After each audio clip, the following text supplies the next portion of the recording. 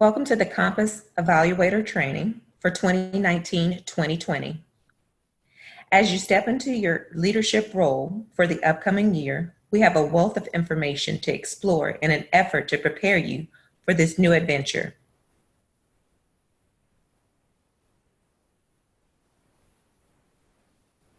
Additionally, Bulletin 130 requires that all evaluators certify knowledge of rater reliability. For that reason, in order to be qualified as an evaluator, please be sure to complete the survey at the end. Let's dive in.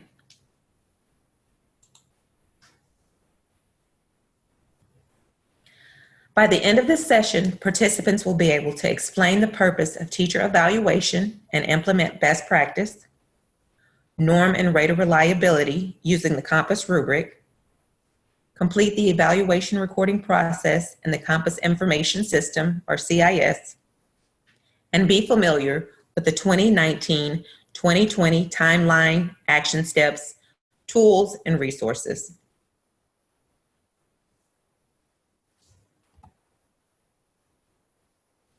Let's dive in with our why. Teacher evaluation is a critical piece to making sure quality instruction is delivered to students. So take a minute to think of why that is important.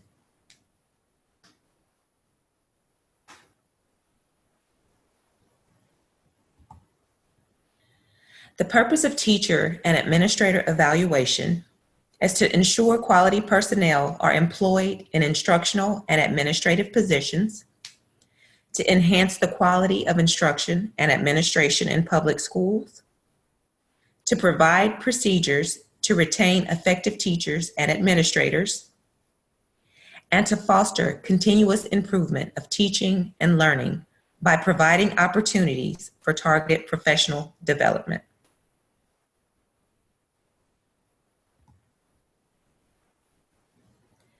The observation and evaluation practices for teachers and leaders will drive student outcomes, which are then measured by the student learning targets and value-added measures.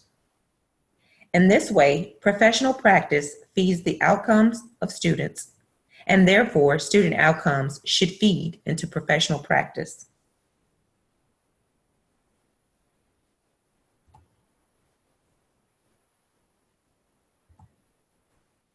For the 2019-2020 school year, personnel evaluation for teachers includes both sides of the performance equation. 50% of the evaluation will remain based upon a qualitative assessment of teacher performance, and the remaining 50% of the evaluation will continue to be based on evidence of growth in student learning. For VAM teachers, the student growth component will be comprised of 35%, with the student learning targets comprising of the remaining 15%.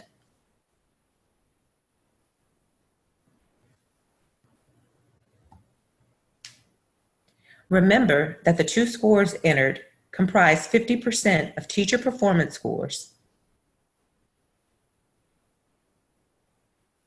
Let's take a moment to make sure you have your Compass rubric available on Louisiana Believes accessible, and look over the score range for the effectiveness rating.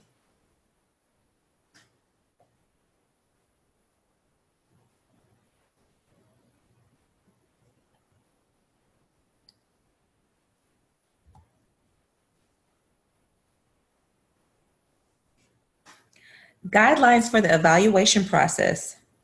There must be a minimum of 2 observations or site visits that are required for all professional staff. At least 1 observation or site visit must be announced and include a pre- and post-conference.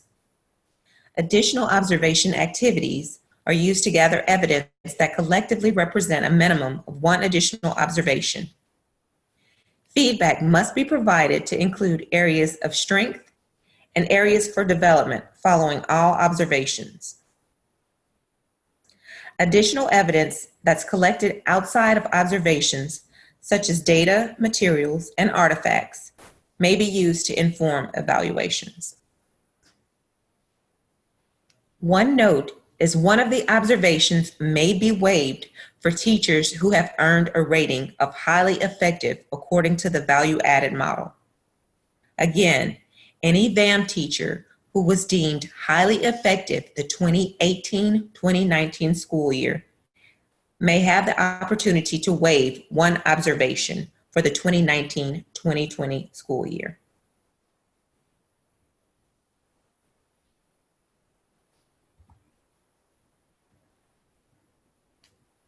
We're now going to shift our focus to the teacher evaluation and the Compass rubric. The approved rubrics are available on the Louisiana Believes website and linked here. The submission of an alternative rubric request is permitted until October 7th. So any charter or LEA choosing to use an alternative rubric to determine professional practice scores in the 2019-2020 school year need to complete the form available here and email to compass@la.gov by October 7th, 2019.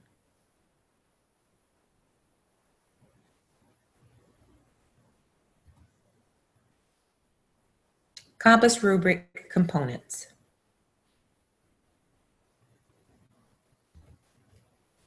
There are 3 domains for both the leader and teacher rubrics. Today, we will use the teacher rubric to examine our rate of reliability. The Compass rubric covers planning and preparation, the classroom environment, and instructional techniques.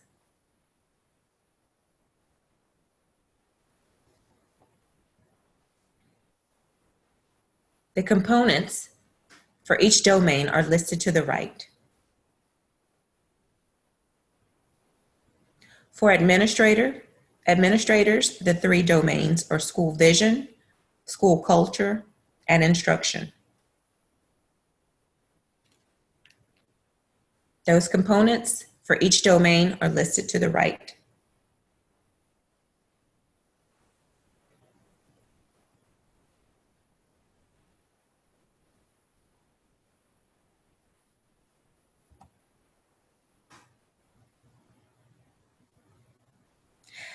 Let's now look at the component setting instructional outcomes. The elements for setting instructional outcomes include value, sequence, and alignment, clarity, balance, and suitability for diverse students.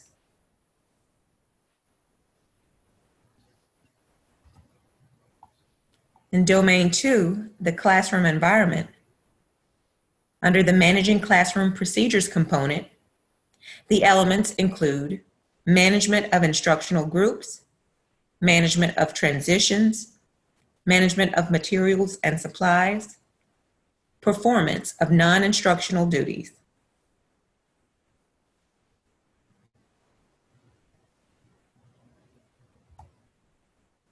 When we take a look at Domain 3, instruction, the elements include quality of questions, prompts, discussion techniques, and student participation.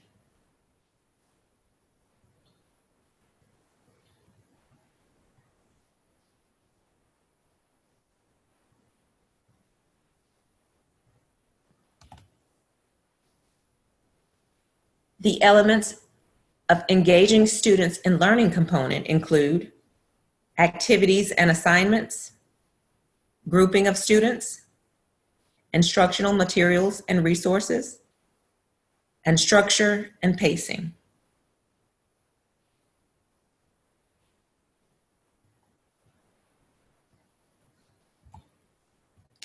Additional elements include assessment criteria, monitoring of student learning, feedback to students, and student self-assessment and monitoring of progress.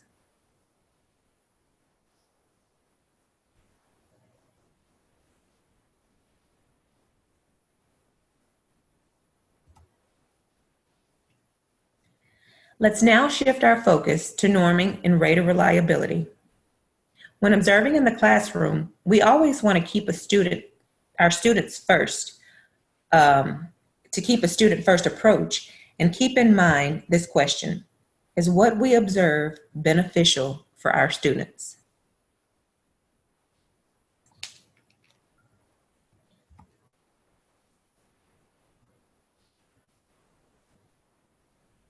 The first classroom we're going to take a look into is a 5th grade classroom, and we will only focus on the setting instructional outcomes component to rate this teacher ineffective, effective emerging, effective proficient, or highly effective.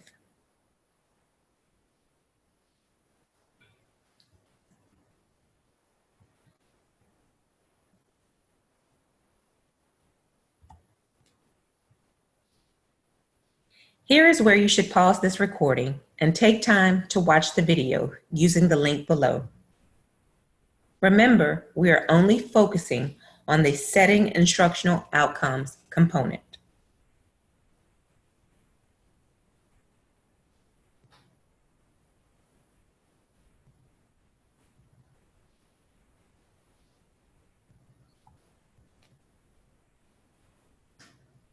How would you rate this teacher in the domain of setting instructional outcomes? Would you rate her ineffective, effective emerging, effective proficient, or highly effective?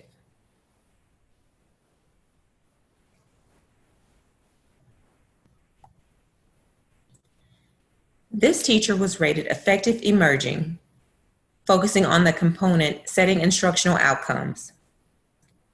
Some of the indicators and evidence include: when we look at, do the outcomes represent a mixture of low expectations and rigor? The teacher states, good readers don't need to remember every single little thing that happens in a story. We just want the most important thing, which does not support students developing reading comprehension. If we look at, do some outcomes reflect important learning in the discipline? We know that although identifying problems within a story is an important skill in ELA, their learning outcomes are not aligned with the Common Core standards for the grade level, which was 5th grade. And were the outcomes suitable for most of the class? The outcomes were clearly differentiated for various students, which is appropriate for small group instruction. However, it was unclear how those outcomes were preparing students to meet the grade level expectations of the Common Core standards.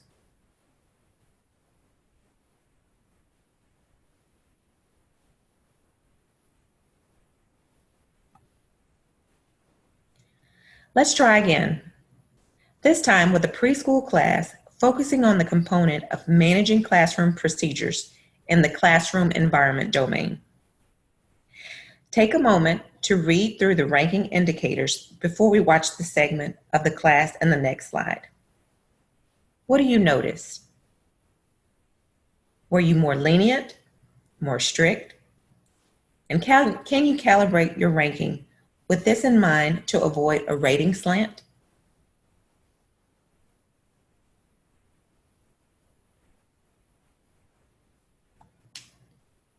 Here is where you should pause this recording and take time to watch the video. Remember, we are only focusing on the managing classroom procedures component.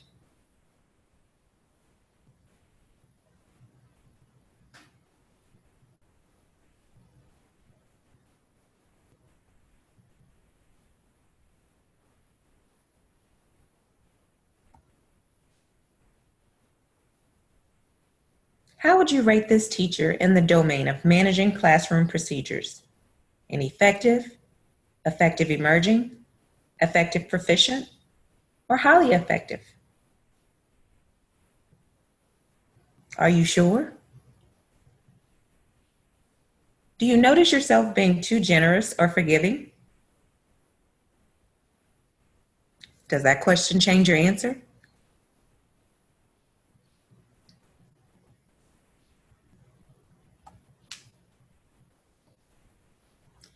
This teacher is ranked effective proficient in the domain of the classroom environment. If we look at the indicators, the students are actively engaged during small group work. We see the students independently locating their number around the classroom. Transitions between large and small group activities were smooth. The students moved with little disruption from group to standing in a circle on the rug to prepare for the transition activity. And did the classroom routines function smoothly? Yes, the students lined up in numerical order, indicating that they have previously practiced that procedure.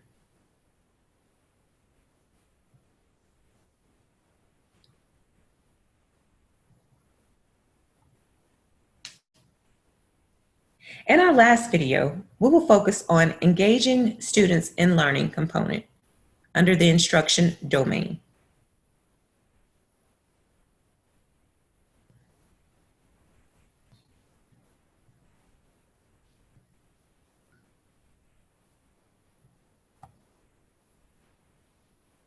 In this video, we've done the reverse and provided the rating for you. This teacher has been rated highly effective in the engaging students in learning component. Here is where you should pause to watch the video and take some time to identify the indicators and evidence of why this teacher was rated highly effective in engaging students in learning.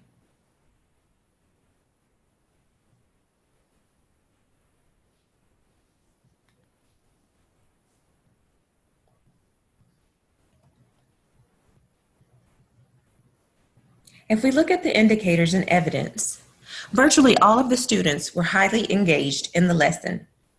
On day one, all students are in groups and engaged in the brainstorming and writing process.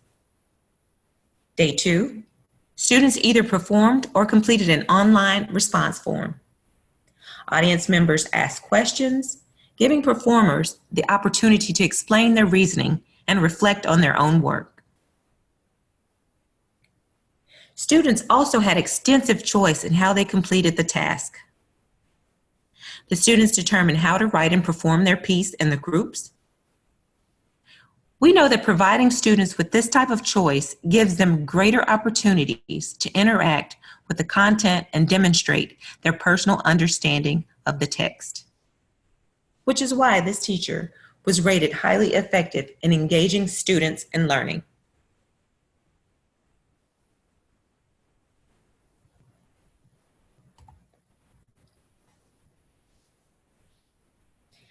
Here's one school's best practices as it pertains to feedback. Regardless of the observation length or purpose, we have committed to providing feedback that takes place within 1 week of the observation for a walkthrough, focuses on strategies that support learning, includes a set of defined next steps and a plan for follow-up, is delivered through follow-up conversations, and for a formal observation, it takes place during a face-to-face post-observation conference meeting.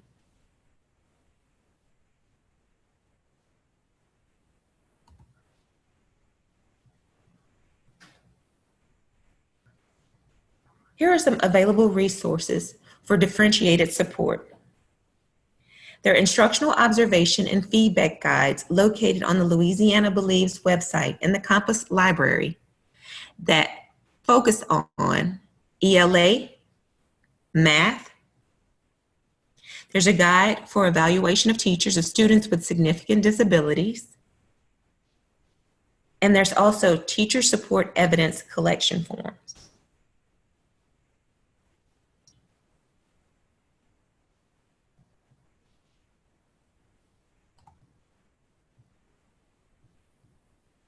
Let's take a look at the 2018-2019 data availability. State assessment data has already been released in June of 2019. FAM is scheduled for release late summer or mid-August. And SBS scores are set for release fall 2019.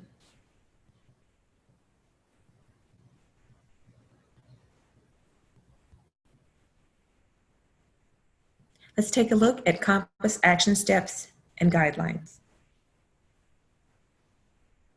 Here's a look at the 2019-2020 Compass Information System, or CIS, timeline. CIS opens for the 2019-2020 school year September 9th, 2019, which means all 2018-2019 teacher evaluation data should be entered into CIS by September 6th, 2019. The update for 2019-2020 rosters is September 9th through November 4th. The suggested timeline for setting SLTs is September 9th through December 2nd, 2019. Again, this is a suggested timeline. As we know, we get many teachers who come in mid-year, and those teachers are still required to set SLTs based on the amount of time that they are in the classroom.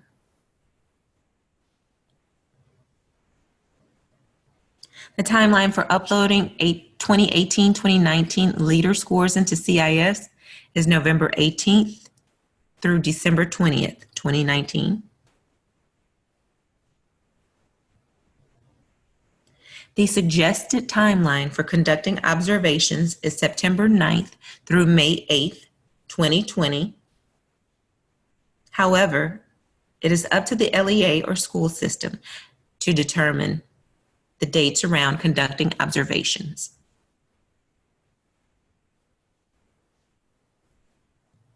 The suggested timeline for rating SLTs is December 2nd through May 8th, 2020.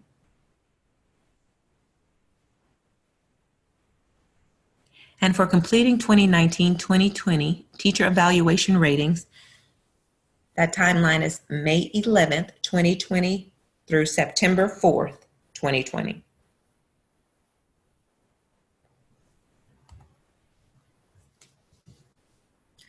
For assistance with Compass, please email the help desk at compass@la.gov. If you're an LEA administrator, please include the following information in the email: your name, the sponsor or site code, and as much information to describe the issue to best support you.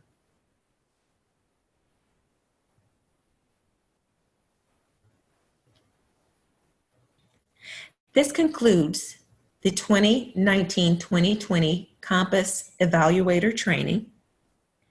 Please make sure to complete the survey located in the link below. The completion of this survey will count as your attendance in this training, and you will receive a certificate of completion within 1 week. We hope everyone has a wonderful 2019-2020 academic year.